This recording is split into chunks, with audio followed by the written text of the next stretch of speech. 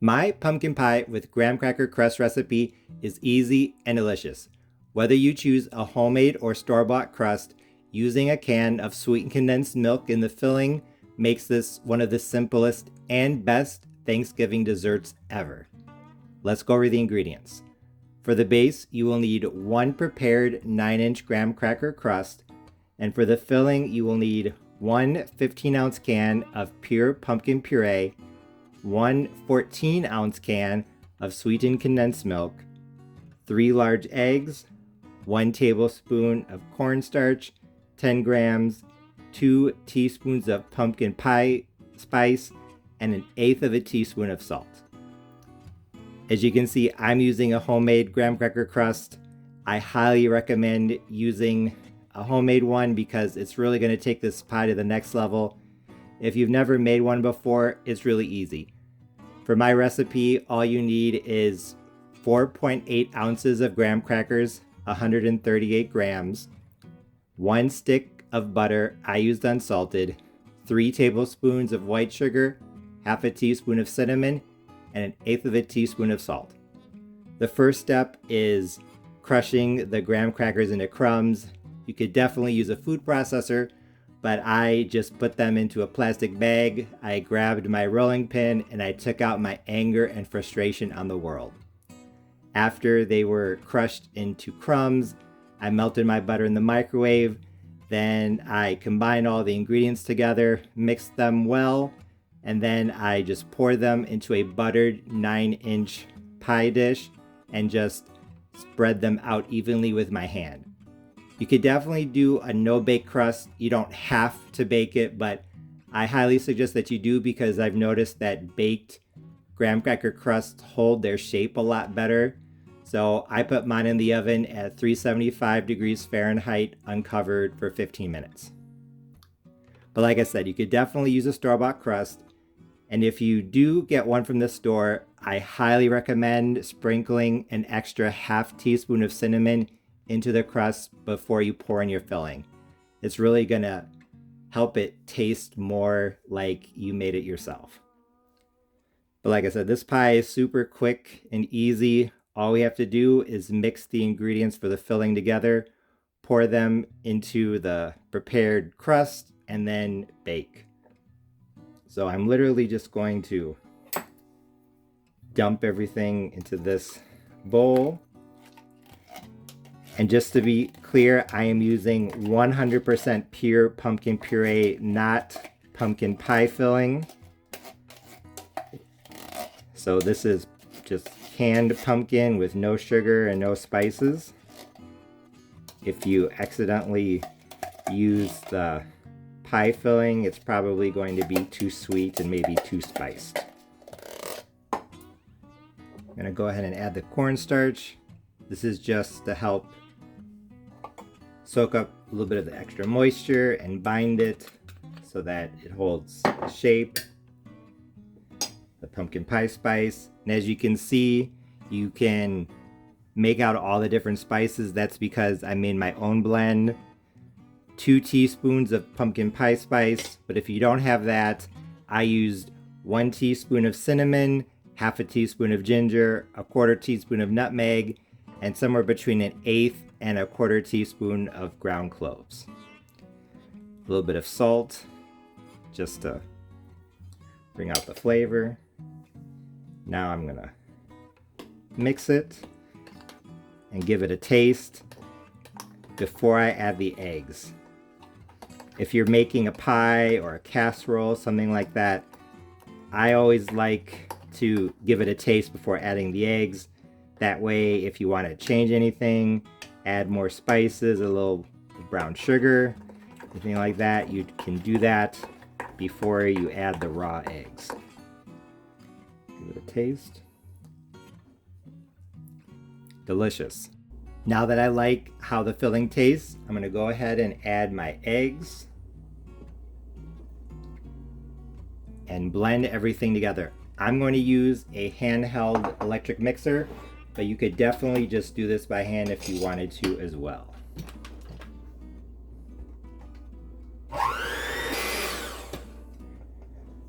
Now that everything is well combined, I'm going to add it to the pie crust.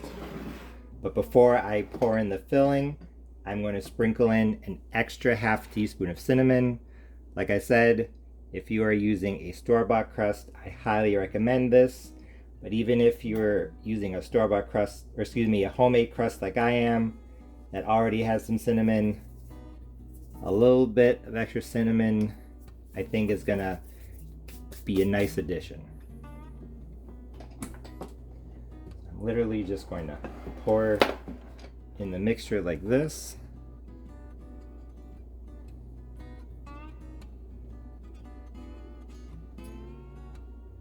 Might not be able to get in all of it. Now I'm just going to bake it at 350 degrees Fahrenheit, uncovered until it sets. But I'm going to put it on top of this pizza pan. You can use a pizza pan or a cookie sheet. I think it's going to make it a lot easier to take in and out of the oven. I just took my pie out of the oven. It was in at 350 degrees Fahrenheit, uncovered, for 45 minutes. 4-5. It looks and smells incredible. As you can see, my pie turned out great. Although it was a little darker around the edge than I would have liked, I still thought it looked amazing and I couldn't wait to dig in and give it a try. And when I took my first bite, I knew that my pumpkin pie with graham cracker crust recipe was a big success because it was absolutely delicious.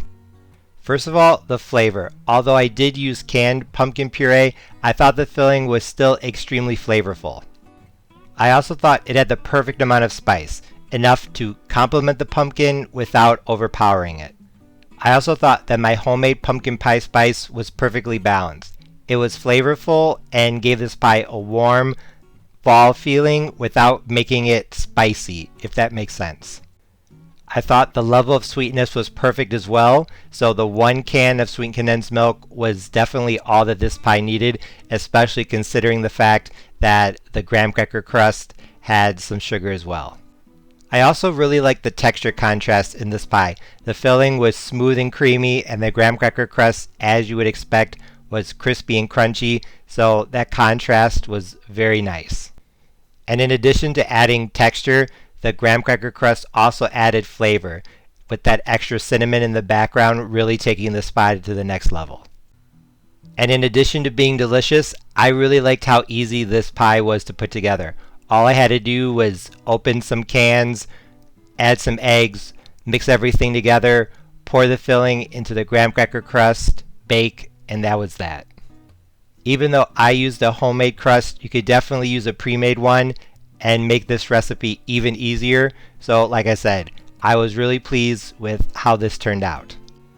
So considering how good it is to eat and how easy it is to make, my pumpkin pie with graham cracker crust and sweet condensed milk recipe was a hit.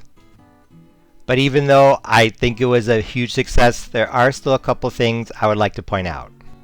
First of all, the leftover filling. I didn't pour all the custard into the pie crust. I really wanted to, but I knew it was going to overflow. So what was left over, I poured into a small mason jar and microwaved on high for 1 minute. It was very delicious. It was really quick and easy to make, so this is a good way to use up the leftover filling. I know a lot of you probably won't want to have some leftover filling when you make this pie, but I think it's probably best not to try to put all of the custard into the pie crust, because as you saw earlier in the video, if I would have done that, it would have overflowed. And I noticed that places where the custard came closer to the pie plate is also where the edge of the custard was a little bit browner than I would have liked. So I think it's important not to overfill this. Also, I noticed places where the custard was a little bit thinner, the crust on the bottom was a little bit crispier, so that's something to keep in mind as well. If you overfill this, the graham cracker crust won't be as crispy, and it's going to lose one of those things that makes a graham cracker crust so good. Another thing is the baking time. I said I left this in for 45 minutes, but I think it was closer to 50. I think that 45 would probably have been just fine because, like I said, it was a little bit darker around the edge than I would have liked. It wasn't a big deal, but I would definitely check it at 40 to 45 minutes to see if it's done. Those small critiques aside, like I said, I was very pleased with how my pumpkin pie with graham cracker crust and sweet condensed milk recipe turned out. It was delicious, it was easy, it was definitely a hit. This would be absolutely perfect for Thanksgiving, Christmas, or any other holiday. And since it uses canned pumpkin puree, you can make this at any time of the year. I really liked how the graham cracker crust put a twist on this traditional pie, and if you want to get really creative, I think a ginger snap crust would be good as well. So if you're looking for a quick, easy, and delicious holiday pie recipe, this one is for you. If you make it, I know you'll like it. As always, thanks for watching. See you next time.